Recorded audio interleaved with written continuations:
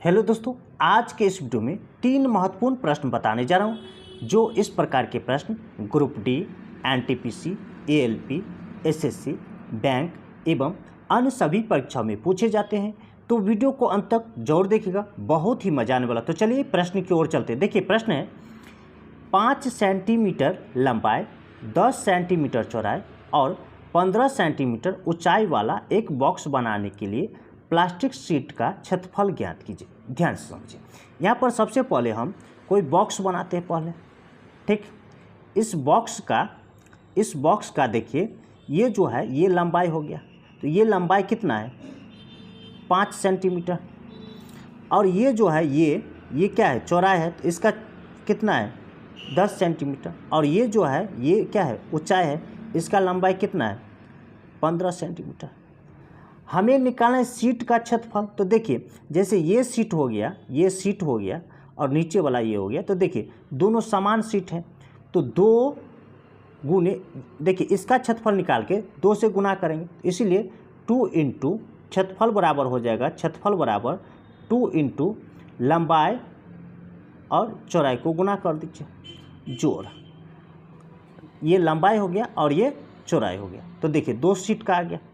अब देखिए अगर ये सीट निकालेंगे, ये सीट का क्षेत्रफल, तो ऊंचाई और चौड़ाई को गुना करना होगा, तो BH जोड़। अब अगर इसका निकालेंगे, इसका क्षेत्रफल, तो देखिए ऊंचाई और लंबाई को गुना करेंगे, L और H, ठीक है। ये हो गया आपका सूत्र।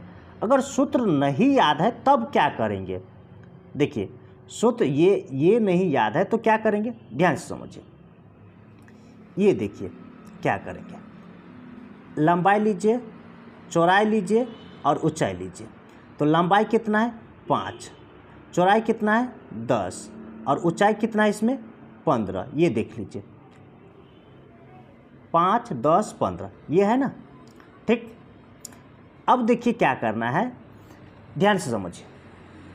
2 सीट यानी 2 सीट क्या है समान है, इसीलिए सबसे पहले तो 2 रखना ही होगा, और ब्रैकेट में, ठीक है, 2 इंटू ब्रैकेट में देखिए ऐसे गुना कीजिए, 10 पंचे 50, ठीक, जोड़।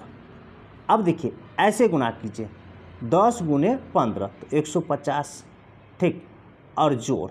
अब ऐसे गुना कीजिए तो 15 पंचे 75, ठीक। अब इस सभी को जोड़ दीजिए, तो देखिए 2 गुने ये हो जाएगा आपका, देखिए ये 50 और 150, 200, 275, ठीक। अब इस दोनों को गुना करेंगे तो देखिए 2 पंचे 10 का 0 हासिल 1, 7 दूना 14, 1 15, 2 दूना 4, 1 5, यानी 550 आपका आंसर होगा सेंटीमीटर में। ये देखिए 550 ये सेंटीमीटर स्क्वायर आपका आंसर होगा। चलिए अगले प्रश्न की ओर चलते हैं। यदि 9375 की राशि अर्धवार्षिक चक्रवृद्धि आधार पर गणनीय 8% वार्षिक चक्रवृद्धि ब्याज दर पर निवेश की जाती है, तो 1 वर्ष बाद प्राप्त होने वाला मिश्र धन ज्ञात कीजिए। ध्यान से समझिए। यहाँ पर हम अर्धवार्षिक कर रहे हैं, मतलब एक वर्ष में कितने बार ब्याज देना पड़ेगा, 2 बार। कितने बार, 2 बार। एक वर्ष में यहाँ लिया है तो एक वर्ष में 6 महीना पर 2 बार ब्याज देना पड़ेगा। तो यहाँ पर देखिए समय जो है 1 वर्ष का है, तो इसको 2 से क्या करना है गुना कर दीजिए। अगर समय को 2 से गुना किए हैं तो 2 छमाही हो गया ये। तो दर देखिए, अगर समय को 2 से गुना किए हैं तो दर को 2 से भाग करना होगा, तो 8 को 2 से भाग कर दीजिए, तो ये कितना हो जाएगा 4%, ठीक। अब यहाँ पर हम अपने मन से मूलधन मान लेंगे, कुछ भी मान लेते तत्काल। मूलधन जो है वो 100 रुपया मान लेते हैं। अब 100 रुपया पर 2 छमाही दे रहा है, मतलब 4% का ब्याज दे रहा है, 4% का ब्याज दे रहा है। तो 100 का 4% 4, 100 का 4% 4। हमें मिश्र धन निकालना है, तो पहले चक्रवृद्धि ब्याज निकालना होगा, तो 4 का 4% फिर निकालिए, तो ये हो जाएगा 4% देखिए 4×4/100 बराबर हो जाएगा 0.16। क्यों? 4 चौका 16 होता है, 2 जीरो है नीचा में, यानी 100 से भाग लेंगे तो 0.16 होगा, तो 0.16 यहाँ पर लिखिए। अब देखिए इस तीनों को जोड़ लेते तो चक्रवृद्धि ब्याज आ जाएगा, और प्लस कर देते 100 तो ये क्या आ जाएगा? मिश्र धन आ जाएगा, चक्रवृद्धि मिश्र धन, यानी 108.16। ठीक, तो ये इसका मूलधन क्या है? ये मूलधन है 100 रुपया, माने हैं मूलधन 100 रुपया। 100 रुपया पर इतना आया, इसीलिए एक्चुअल मूलधन हमें कितना दिया गया वो देखिए 9,375। ये देखिए 9,375, इसके मूल के अनुसार हमें मिश्र धन निकालना है। ठीक, तो यहाँ पर देखिए इसीलिए मिश्र धन बराबर हम निकालेंगे। देखिए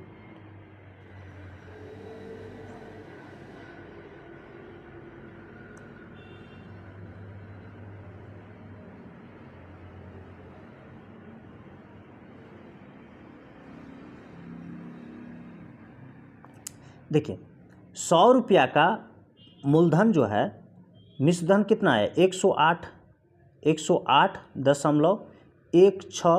100 रुपया पर इतना मूलधन, 100 रुपया मूलधन पर ये मिश्र धन आया, इसीलिए हमें किस मूलधन पर निकालना है? 9,375 रुपया पर। अब क्या करना है? इस दोनों को गुना कीजिए और 100 से भाग दीजिए, वही आपका आंसर होगा। तो यहाँ पर ध्यान से समझिए, इसे गुना करना थोड़ा कठिन हो जाता है, तो इसलिए हम एक डिजिटल सम के माध्यम से इसको हम हल करेंगे। तो डिजिटल सम में क्या होता है? अंकों का योग होता है। तो यहाँ पर देखिए नीचे में एक है, तो एक का कोई मतलब यहाँ पर नहीं रखिए, एक का कोई मतलब नहीं रखिए। क्यों? क्योंकि अगर हम P/Q लिखते हैं तो यहाँ पर मान लेते 4 है ऊपर में, ठीक है, और नीचे में 1 है, ठीक है, तो बराबर क्या लिखते हैं? 4 लिखते हैं कि नहीं, इसीलिए हम नीचे में छोड़ देते हैं। ठीक, तो अब देखिए यहाँ पर देखिए अंक का जोड़िए, तो देखिए 1 और 0, 1 और 8, 9। अगर 9 आ जाए तो इसे फिर छोड़ दीजिए। ठीक, अब देखिए 1 और 6 कितना आ रहा है? 7। अब गुना है तो यहाँ पर गुना रखिए। अब यहाँ पर देखिए 9 है तो 9 को छोड़ दीजिए। ठीक, अब देखिए 3 और 7, 3 और 7 कितना होता है? 10। 10 आया तो फिर 1 और 0 लीजिए, यानी 10 आया ना, 10, तो इसको कैसे करेंगे? 1 जोड़ 0 बराबर 1। ठीक, अब 1 में 5 जोड़िए, तो 1 में 5 जोड़ेंगे तो 6। अब देखिए फिर 7 गुने 6 कीजिए तो कितना है? 42। अब इस 42 को 4 2 को जोड़िए तो कितना? 6 आ रहा है। जिस ऑप्शन का डिजिटल सम 6 आएगा वही आपका आंसर होगा। देखिए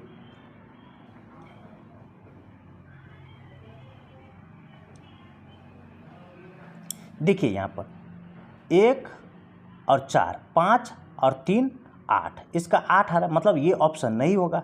देखिए 1 0 2 तो 3 और 2 5, 5 आ रहा है डिजिटल सम, ये ऑप्शन नहीं होगा। यहाँ पर देखिए 1 0 1 2 और 4 6 0 तो 6, मतलब ये 6 आ रहा है डिजिटल सम, मतलब ये आपका सी आंसर होगा। चलिए अगले प्रश्न की ओर चलते हैं।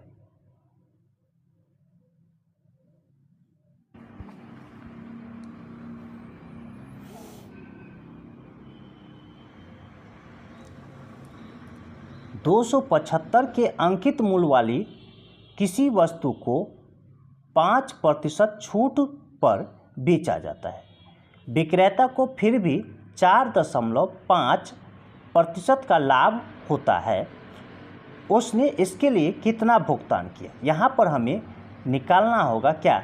भुगतान मतलब CP यानी क्रय मूल्य निकालना होगा। तो यहाँ पर देखिए हम MP यानी मार्केट प्राइस निकाल लेते हैं, MRP या MP बोलिए। यहाँ पर मान लेते हैं कोई वस्तु का दाम जो है 100 रुपया है। अब देखिए 5% का रहा है डिस्काउंट, तो वह 100 में से 5 घटा देंगे।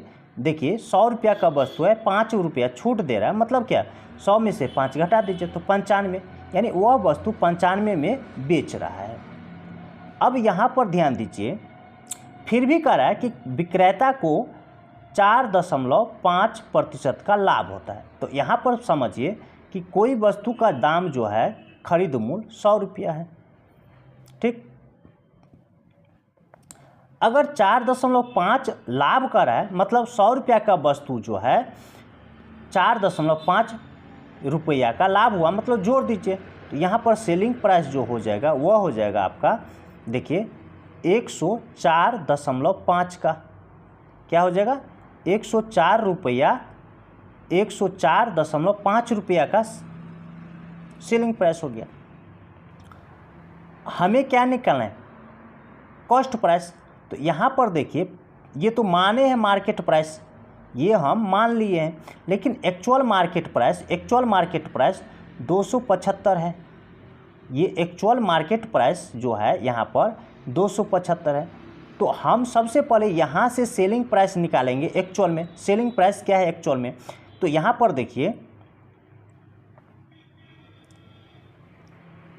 और हमें निकालना क्या, कॉस्ट प्राइस, ये याद रखिए। तो यहाँ से हमें सेलिंग प्राइस पहले निकालना है। तो देखिए ये एक्चुअल में 275 मार्केट प्राइस है, तो 275 भागा इसी से संबंधित, तो ये मार्केट प्राइस कितना है 100, और हमें निकालना है सेलिंग प्राइस। तो यहाँ पर ऊपर में देखिए ये ऊपर में चला जाएगा 95, यानी 95 से गुना करेंगे और 100 से क्या करना है, भाग देना है, ठीक। इसी से संबंधित से भाग देना, तो यहाँ पर लिख दिए, कोई फर्क नहीं पड़ता, ठीक। अब देखिए ये पूरे जो है ये सेलिंग प्राइस हो गया, ये पूरे क्या है सेलिंग प्राइस है। अब देखिए यहाँ पर हमें निकालना क्या, कॉस्ट प्राइस। यहाँ पर देखिए ये सेलिंग प्राइस है, इस सेलिंग प्राइस के माध्यम से ये कॉस्ट प्राइस निकलेगा। तो ये सेलिंग प्राइस, तो इसको भाग देंगे, इस पूरे को क्या करेंगे, इस पूरे को भाग देंगे। तो यहाँ पर देखिए भाग का अर्थ हुआ नीचे में आएगा, ये नीचे में आएगा ना, 104.5 नीचे में आया। हमें क्या निकालना है, कॉस्ट प्राइस, ये कॉस्ट प्राइस, इसलिए 100 से क्या करेंगे, फिर गुना करेंगे, तो 100 ऊपर में रख दीजिए। अब देखिए ये 100 कट जाएगा, ठीक। अब देखिए ये 11 से 11 नमा 99, 1 पर 5, 11 पंचे 55, ठीक। एक अंक पीछे दशमलव है, दशमलव रखिए। अब देखिए यहाँ पर ये 11 दूना 22, 11 पंचे 55, ठीक। ये देखिए ये 95 से 95 कट जाएगा, लेकिन यहाँ पर दशमलव है, ये क्या है दशमलव है, तो ये दशमलव हटाएंगे तो ऊपर में एक जीरो लगा दीजिए, तो कहीं पे एक जीरो लगा दीजिए, ठीक। 95 कट गया और ये दशमलव हटाए तो एक जीरो लगा दिए। तो अब देखिए कॉस्ट प्राइस कितना आया, 250, ठीक। यही आपका आंसर होगा। ये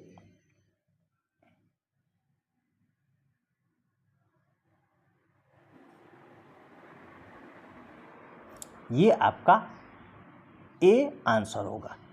इसी तरह का ट्रिक पाने के लिए हमारे चैनल को सब्सक्राइब कीजिए, लाइक कीजिए और अपने दोस्तों के साथ शेयर जरूर कीजिए। फिर मिलता है अगली वीडियो में, तब तक के लिए धन्यवाद।